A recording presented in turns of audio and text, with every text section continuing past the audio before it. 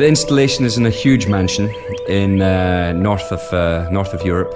It's surrounded by beautiful nature. It's in its own garden with lakes and absolutely stunning location. And I remember one of the things that really struck me when I first came onto site, because it was so much dust floating around the air, that I got these beautiful rays of light that came through this glass dome, and it just made me think of being underneath the water. Sometimes you get this beautiful circle of fish, and then this gorgeous light comes through, a little bit like the light that I saw while I was on the building site.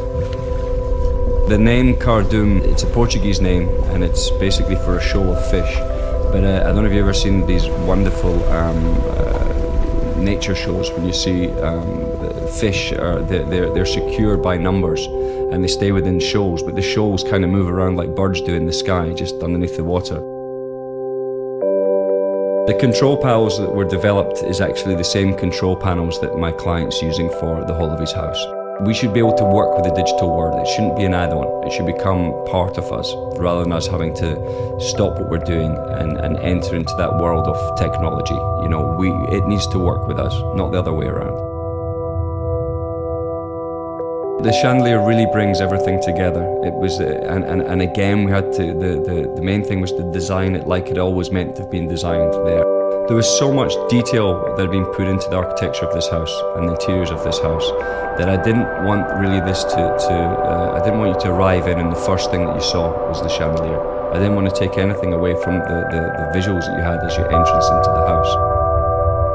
Basically, I wanted to also let the natural light work, as we spoke about, when the light come in through the roof and bounce off the scales of the fish, or the mirrors in this case, to work as a piece by itself throughout the day.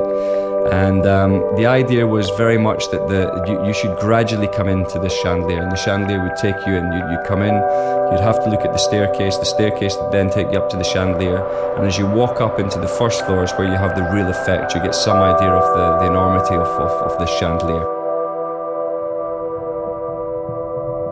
The challenge was really to use the natural light of the building, as well as making the artificial light at night to change the atmosphere.